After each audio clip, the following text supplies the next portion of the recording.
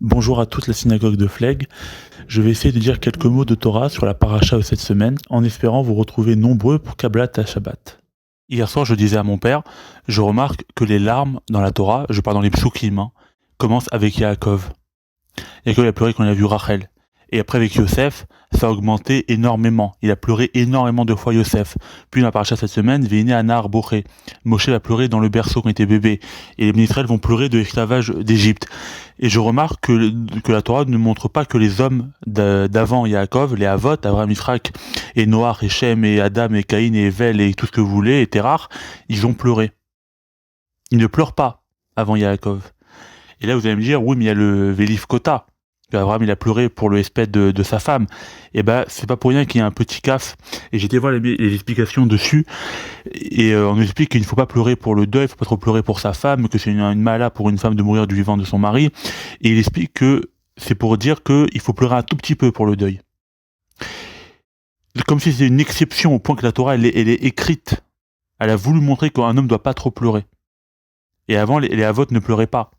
Et d'ailleurs, c'est intéressant puisque le Midrash dit que elle a poussé 3 sortes de pleurs, Sarah, quand elle a entendu la Kedah, et il y a eu 3 tekiyot pendant les chauffards à Rosh Hashanah. Or, on nous dit qu'à Rosh Hashanah, on ne doit pas pleurer. C'est intéressant. Et ce qu'on remarque, c'est que les Avot, dans le moment sentimental le plus puissant de leur vie, au paroxysme, ils n'ont pas pleuré. Abraham n'a pas pleuré pendant la Kedah, ni Yitzhak pendant la Kedah. Terach n'a pas pleuré. Dans le passage, il ne nous dit pas qu'il a pleuré devant la mort de son fils. Il est mort devant son père, c'est entendu, on n'a pas dit qu'il a pleuré. Adam, après avoir détruit l'humanité, n'a pas pleuré. Caïn n'a pas pleuré. Evel n'a pas pleuré avant de mourir. Noach n'a pas pleuré. Les grands hommes n'ont pas pleuré. Et dès que les larmes sont venues, ça a augmenté et ça a institué une sorte de Yérida. C'est pour ça que Yaakov, qui doit faire partie des 3 Avot, il peut pas conclure la Trinité s'il ne répare pas cette notion de pleurs.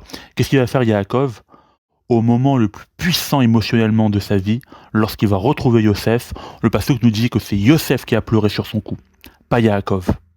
Yaakov, il a fait le schéma à ce moment-là. Il a dit, maintenant je peux mourir, maintenant que je t'ai vu. Maintenant que je t'ai vu, que j'ai résisté au moment le plus fort de ma vie et que j'ai pas pleuré, là maintenant, j'ai réparé le petit gamme d'avoir pleuré pour Rachel et je suis devenu l'ultime descendant des Avot. Et c'est pour ça que les Avot s'arrêtent avec lui, parce qu'après on se met à pleurer. Après il y a une Yérida. D'ailleurs, David Ameller va dire dans un verset qu'il a trempé sa couche de larmes. Donc il a énormément pleuré. Eh bien, il n'a pas pu mériter de faire partie des Avot.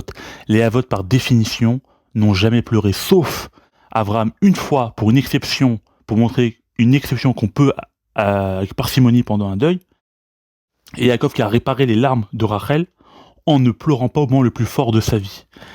Il y a cette mala entre le cri d'une femme qui va accoucher, qui va donner la vie, et juste après le bébé qui pleure. Le cri contre le pleur.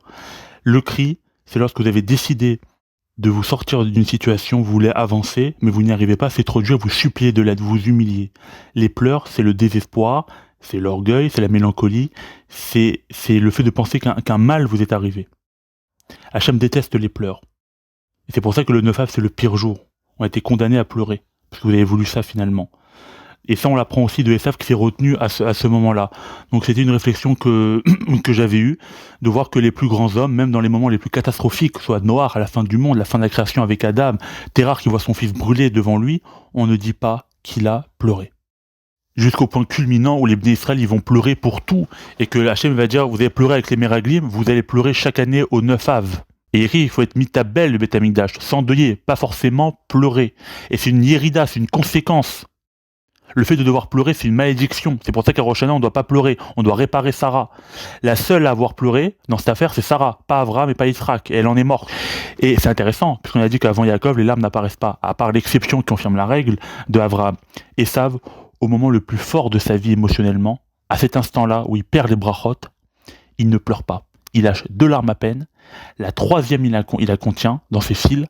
Et avec la puissance que ça a procuré de se retenir de pleurer, il a mérité de pouvoir détruire 2 temples. Et c'est ça en fait l'explication, c'est qu'on va opposer les larmes aux cris. Les larmes, c'est quand on a fait Yéhouch, on est désespéré, on considère que Dieu nous a fait un malheur, et qu'on ne veut pas se relever. Le cri, c'est qu'il y a quelque chose qui est trop fort à supporter pour nous. On ne dit pas que c'est un mal d'Hachem, mais on demande de l'aide, on supplie qu'il nous aide. Et c'est pour ça que le cri, il est très grand. Hachem, il a éclaté Sodome quand il a dit « J'ai entendu le cri de la fille de Lot ». Hachem, il a délivré les Israël dans cette paracha, il a dit « Quand j'ai entendu le cri de mes enfants », pas le pleur de mes enfants. Et Esav, il a poussé un cri quand il a perdu les brachot. Il n'a pas pleuré, il a retenu ses larmes, il s'est inspiré de la force des pères, et il a mérité une puissance, une bracha du Olam Hazé et une atteinte à Yaakov extraordinaire. Shabbat Shalom.